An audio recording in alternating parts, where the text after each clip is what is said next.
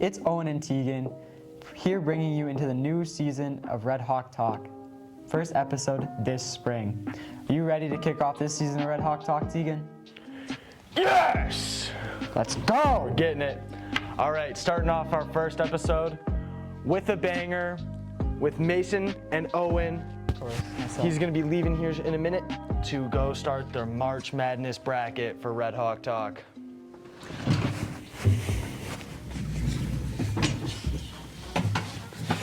All right, today we are here bringing you Owen and Mason's picks for March Madness. You know, Wisconsin losing, not on my record. But now it's time to get into the big guns. Let's go. First up, we have Auburn versus Alabama State or SFU. You know, I think this should be an easy sweep for Auburn. I mean, not much to say. They're I a agree. great team. Auburn's too good to lose this. They are. Moving on, we have Louisville versus Creighton. I think Louisville is underseeded for this one. I think they will beat Creighton easily and move on to face Auburn. Yeah. Then, you know, Michigan, UC San Diego. I think UC San Diego's the underdog going into this, and I think they're going to come out on top. I think they're an easy win team, and they could go far. I agree. I think UC San Diego they've just played amazing recently, and I think they beat Michigan. Yep. Moving on, we have Texas A&M versus Yale. Yale is the underdog. However, I think they take this from Texas A&M. I think they move on, face UC San Diego. Yale is just they're an electric team. They're fast. They're gonna get it done. Yeah, I don't think Texas A&M has too much going for them. I think Yale just sweeps the floor. Absolutely. Next up, we have Ole Miss versus San Diego State or UNC. I think, you know, honestly, if UNC is the one to win this, I think they take it. I think they take it versus Ole Miss. However, if San Diego State comes out on top somehow, I think Ole Miss takes it. I agree, but realistically, I see UNC taking this, and I see them beating Ole Miss and moving on. Yeah. All right, next up we have Iowa State versus Lipscomb. I think this is going to be an easy win for Iowa State. You know, I'm going to have to disagree. I think Lipscomb, really the underdog going into this, and I think they're looking like a great team this season. But Iowa State, still a very good team. I think they can make it quite far in the bracket. Absolutely. They do have some injuries, so we'll see how that plays out for them. I do think they will move on past this, though. Yep. Moving on, we have Marquette versus New Mexico. I think this is a throw-up game. This is going to be tough. It's going to be one to watch. I do think Marquette pulls it out barely. Yeah, I mean, I have New Mexico State moving on, but like Owen said, it's going to be a close game to watch. Yes, it'll be fun to watch them play to move on. Both teams that want it a lot. Next up, we have Michigan State versus Bryant. I think this is going to be hopefully an easy game for Michigan State. It really should be. But I have seen some stuff about Bryant upsetting Michigan State possibly. Yeah, I think Michigan State, you know, tough loss to Wisconsin in the Big Ten tournament, but it should be an easy win against Bryant. Yes, I agree. All right, that's for our South region. Next, we have our West region, starting off with Florida versus Norfolk State. I think this is an easy win for Florida. I don't see a way they lose this. Anyone who doesn't have Florida moving on your bracket, It's toast. we're going to move Florida on. Yeah. Easy win. Next up, we have UConn versus Oklahoma. UConn obviously coming off the repeat, but I don't think they have it in them this year. I think Oklahoma is going to upset and move on to face Florida. Yeah, I think this is going to be another close game to watch. You know, both great teams, but I agree. I think Oklahoma has it better. Moving on, we have Memphis versus Colorado State. For this, I think Colorado State's going to take it. Yeah, I think Colorado State has the upset. You know, they're looking like a great team. Memphis also very good, but I think Colorado State just takes it. Yeah, I think they've just played that good recently. Colorado State is looking good enough to beat Memphis. I think they move on. Which takes us to Maryland versus Grand Canyon. You know, Maryland, great team. Sad loss to the Big Ten tournament. However, I think Grand Canyon doesn't have it against them. I don't think so. I think Maryland, they could potentially go pretty far in this. I think they beat Grand Canyon easily. Yep. Next up, we have Missouri versus Drake. I think Drake will pull off the upset here. They've just looked too good of a team recently, and I don't see what Missouri has going for them right now. Yeah, I think Drake can go. If Drake gets hot, I think Drake can go far. I just don't know what Missouri has. Yeah, I think Drake takes this easily. Next up, we have Texas Tech versus UNC Wilmington. I think Texas Tech beats them easily. Yeah. Yeah. They're dogs down in Texas. They're dogs. I think they have a fight for Elite Eight, Final Four maybe. I think Texas Tech will make it to the Elite Eight at least. They're an amazing team. Next up, we have Kansas versus Arkansas. Now, this is one of those weird games where I don't really want to pick either of the teams. Yeah, if either of these teams were up against anyone else, I would take the opponent. 'Cause I neither of these absolutely teams are really looking too good. No, But in the battle of awful, you got to take Kansas. I do think Kansas will take this. They are slightly better than Arkansas.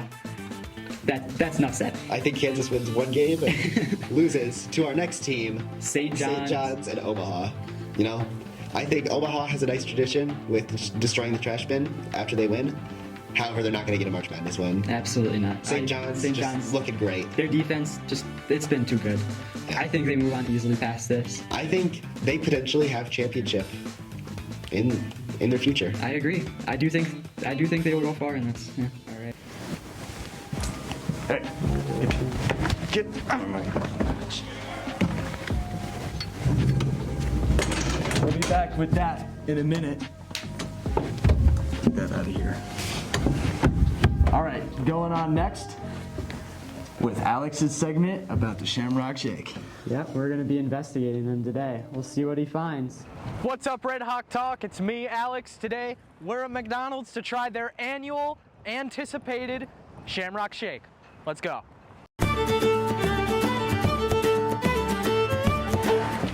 Dude, man, like they're out of Shamrock Shakes. What are we gonna do? Woo-hoo.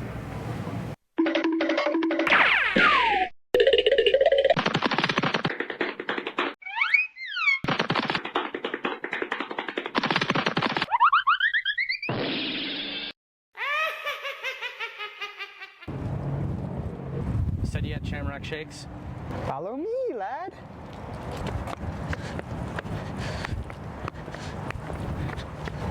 Cut the crap, man. We're the Shamrock Shakes. Indeed, I do have Shamrock Shakes, but be warned, they come at a great price, lad. So, like, you want like $3 for it? You some sort of Shamrock scalper? Say that. Screw off. I don't got any money on me. Here, Tegan. You got money? You got money? You got money? Of course you do. My money. Here you go. Here you go. I don't care. All right, guys, we've got our shake. Let's see if it tastes exactly the same as last year. I'm excited.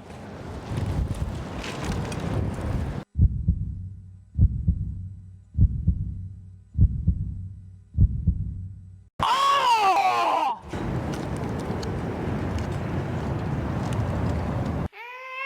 A terrible fate lies for thee in wake, for ye hath drunken me Shamrock Shake. A great honor chokes you, thy drinker earned thy spoils. Alas, a work of me shamrocks and curses brought to a boil. Ye'll be guarding me treasure, not of silver or bronze, but a crock full of gold. You're a leprechaun. Oh my God!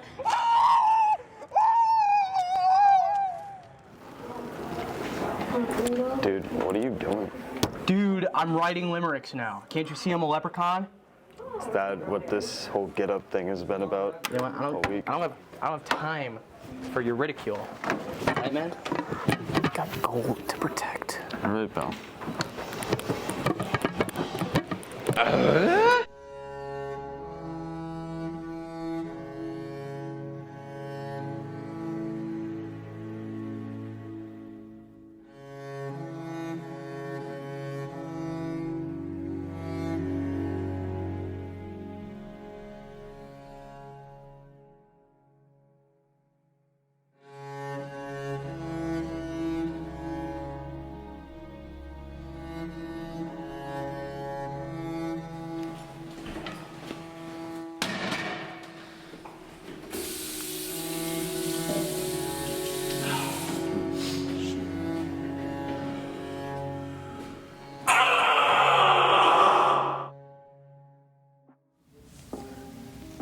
I don't want to turn into a leprechaun. The 2024-2025 season is the third season that Milton has competed in the Vex Robotics League. This club, headed by Mr. Thomas, consists of 5 teams, 2 of which competed at state this year. It is the first time any Milton team has made it to this level. So your robotics team recently went to state. Mm-hmm. How did you prepare for that? Oh, preparing? A lot of time. After school, at least someone from our team was at school. Usually 2 to 3 hours a day. We're making sure everything was perfect. We were coding the autonomous round for when the bot drives itself, and we were making sure that no matter what happened, our bot would be able to stay together during state. What have you done to prepare for state? Well, we're running some practice drills, and we are working on the autonomous. As you can see here, this is one of the drills that we're working on. So we're just gonna run drills, make sure everything is prepped, ready for the state competition. James McNeil, captain of the Team Croissant, and Clayton Hudson, captain of the Team Shipping Company, led their teams through multiple competitions this year. Despite their previous victories, the teams were very intimidated by the size of the competition. What was it like when you arrived at state? So, very chaotic at first because it was an expo hall in Green Bay, and the same day was the Girls State Championship of basketball. So there were a ton of people there for basketball, and there was a dog show in the next door expo hall, so there were dogs everywhere. It was very different from what we had experienced at other competitions. So I am aware that your team, Croissant, has a TikTok channel.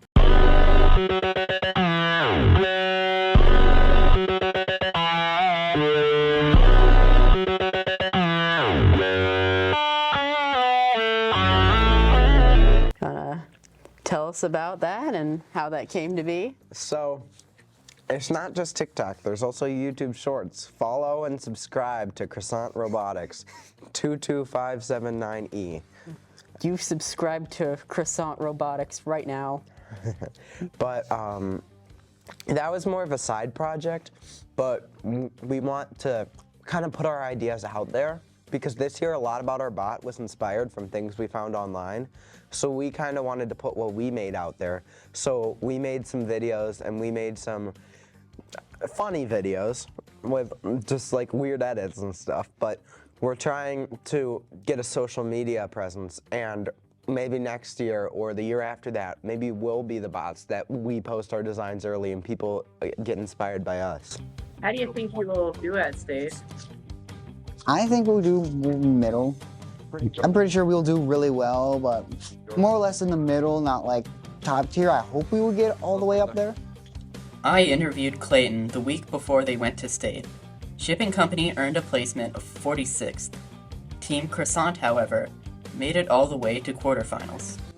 We did way better than I expected. In the prelim rounds, where qualification matches, you compete against different teams and you get partnered with different teams, and there were 10 of those per team. We went 7-3 in our qualification matches, and at one point we were ranked 6th, but by the end we were 15th because we lost 2 straight at the end. But we went really good in the middle with a 6-game winning streak. Autonomous mode! 5 on 5 in 3, 2, 1! How has Mr. Thomas contributed to your knowledge of robotics? He's helped with That was perfect. done some hinting towards on what we do, more of guiding us towards the robot, but we mostly do it, and he's just around to make sure we have time to work on the bot, which is giving him a lot less credit than we would, but I think that's the credit he wants on. He didn't do anything for the bot itself, I would say. We all had to be there, but Mr. Thomas had to be there too. So huge thank you to him just for being there with us, because 2 hours a day, every day after school is a lot. Just a huge thank you to Mr. Thomas for everything he's done for this team. There's like so much stuff he's done, so just thank you. Well, that wasn't exactly BattleBots, but still pretty cool. I'd like to congratulate the robotics team for their great work at state and wish them the best of luck next year. I didn't get to see a kaiju.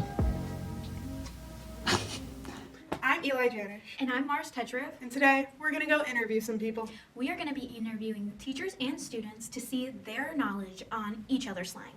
Let's go see how the students do. I'm Mars, and I'm here with Lily, Morgan Wish, David Aston. And today we are going to be guessing millennial slang. So the first one is chuggy. What do you think that means? What was it? Chuggy. I have no idea. I'm not even going to guess. I've heard that used. Healthy. Okay. Sounds good. Cool. It's like bad. You don't like it. It's unfashionable. Yeah, basically, it describes something that's like outdated. Okay, perfect. Something or someone that's outdated. What do you think schwing means? Sounds like winging it to me. Can you say that again? Schwing. Schwing? Yeah. Like to go somewhere, like swing on by. I don't know.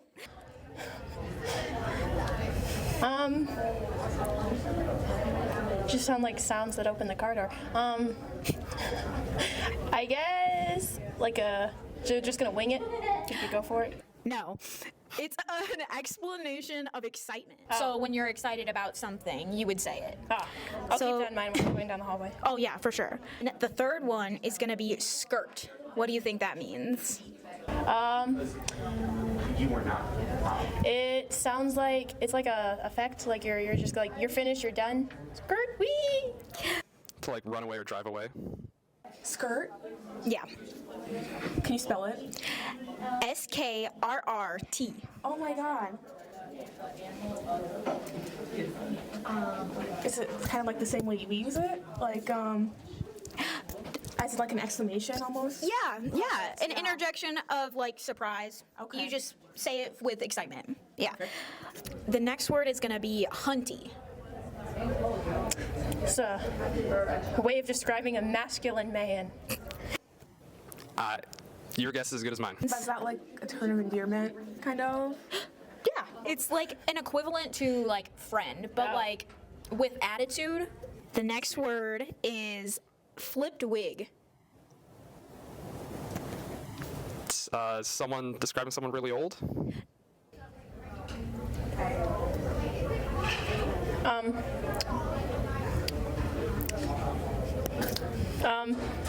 I guess, you're bald. Flipped wig? Yeah. Like, got really angry? Yeah, that's Oh my gosh. It's like to get angry or like very enthusiastic. Nice. So you did great. Thank you. The students didn't do so hot. Let's go check on the teachers. I'm here with Mr. Cassidy. Ms. Brechtel. Mr. Check. And what do you teach? Social studies. English. Music, band, and music theory. So we're gonna give you a couple Gen Z slang and Okay. see. Just try your best to guess what you think it means. Okay. Okay. Great. Our first word is BBG. Blueberry guys. All I keep thinking is BRB, which is not what you asked. Oh no. I don't know. Is it? It's not. No, I don't. Baby girl. That's not it, is it? It is. It is baby girl. Big backed girl. Nope. Okay. It means baby girl. Ah! I feel like I should have come up with that. That's too hard to say. Our next one is 5 big booms. Oh gosh. Oh. That one I haven't the slightest idea. Is that from the Costco guys? All I think is like boom, like you did something good in sports, but I'm thinking that's not it. Kind of. So 5 big booms is when you're like rating something. Yeah. And you give it 5 big booms if it's really good. And if it's like not really good, it's 0 big booms. Are those supposed to be stars then? I don't know if you know the Costco guys, but that's I don't know the Costco. The So Costco guys are where it's. The next term we have is mewing. Is that a Pokemon reference? yeah, I know what that one is. Oh, that's the stupid thing, like like middle school boys do it. When I show historical figures and their portraits, maybe 4 or 5 of them have been, as the kids would say, is mewing. So I had to ask for a definition. So that one I do know. Mewing is a technique that involves pressing your tongue to the roof of your mouth to change your jawline. It's supposed to, I think, make it sharper. Our next one is just put the fries in the bag, bro. Oh God. Is there a definition to that? Like that seems self-explanatory. Like you just want the fries in the bag, right? Is that not Like, I can't think of what that would mean other than like literally what it means. I'm gonna be really literal with this. Like it makes it sound like just do the thing. Like whatever it is, like don't hem and haw, don't like think about it. Just put the fries in the bag and let's go. Like that. No.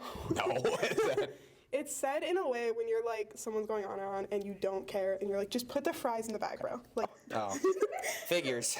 It's said more when you're trying to make someone feel inferior and they're talking to you and you're like, just put the fries in the bag, bro. Like just stop. Oh, okay. That tracks. Okay. Michelle. All right. Well, that one actually kind of makes sense. Yeah. Okay. I like that one. I like that one. I'm gonna use that. Our last one is clock it. Clock it. Clock it. Is that like you're punching out? No. Like see you later. I'm gonna clock it. Like it almost makes me think like mark it, like that's what happened. Clock it. Like start the clock, mark the time. Like if you're timing somebody in track or something. No, that's not it. I don't know. It's when someone says something that you agree with and you're like yes, clock it. Oh, okay. So you're like validating. Okay. When you're trying to prove a point. So like You're lying. You're lying, clock it. Oh! With someone? Is that what it is? You're just agreeing with someone? Agreeing with someone, yeah. Look, I made a promise a long time ago to stop trying to learn lingo. Because every single time I learn something, it's obsolete. So I made a promise. I'm going to stop. All right, I'm with it. All right. It's not that bad. I got 1.5. I'll take that. Cool. Well, thank you. Skibbity Toilet, Sigma, Riz, Skibbity Ohio, Sigma. Girls wrestling is next. They went to state. Let's go to them. Hi, I'm Adria, and I am interviewing Mr. Yauk. He is our wrestling coach for the boys and girls team at Milton High School. So who were you with when you found out that you won? When it was fairly certain that we were going to win the girls' state title, I was just standing in the back, probably in the back bottom basement of the Cole Center, and what had happened was we had been up by half a point, and then the Freedom was in second, and both of their girls lost in the finals. So really, that pretty much sealed it. I didn't realize at the time, but I knew if Maddie Peach wins at 126 that we're going to win the state title. How were you feeling, and how did that reflect on the team as well?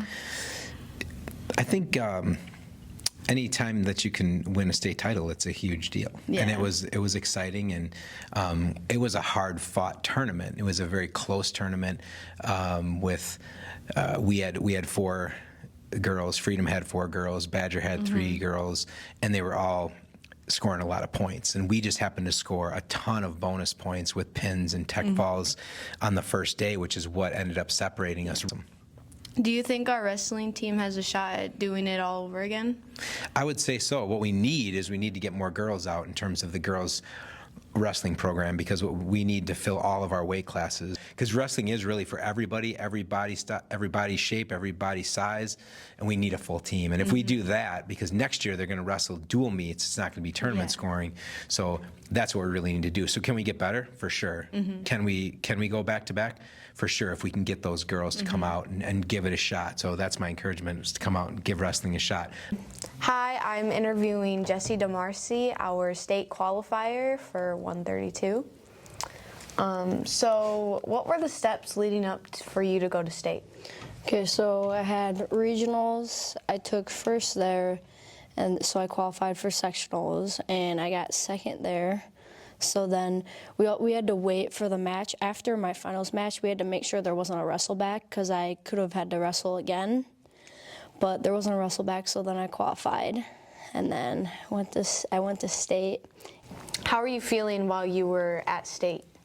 I was really nervous because it was my first year at state. I'm only a sophomore, so I'll be able to go 2 more times. It was just really I was taking it all in, and I was so nervous. I probably wasn't taking it that well, and should have mentally prepared a little more, but. So where were you, and how did you feel when you found out that you guys had won the first ever state title for the girls? So I remember it was before the finals matches. We were up by half a point, and the only girl we had left was Maddie, but we didn't have any doubt in her losing. But the team that was in second was Freedom. They had 2 girls in the finals, and we needed them to lose. we thought both of them were gonna lose, but the one of the matches was like really close. So, but they both ended up losing, which was really good. And then Maddie won her match. How are you feeling now that you've had time to sit back and think about everything and reflect? I'm really like grateful for the opportunity to go to state, even though it wasn't the outcome that I wanted for individually. But I'm really glad that we won, and it was such a cool feeling knowing like your team's the best in Wisconsin, and it's just it's like really surreal because I almost like don't believe it. But it happened. Do you have any advice for any wrestlers, especially girls that are thinking about joining wrestling? I mean, you never know if you'll like it or not. I'd say just go out there and try it. I love it. I'd say it's a very mentally demanding sport, though, and physically. But there's no reason not to try. It's the best sport out there. Congrats, girls, on such an amazing season. It was an amazing state, dude. Yes. Congrats to the girls wrestling program for making Wisconsin history as the first program to win girls state wrestling as a team. Just amazing work from all the girls and from Mr. Yao, the coach. We want to congratulate them as much as we possibly can. That trophy looks so cool. With all that being said, that is our first episode of Red Hawk Talk this season. See you with the next one.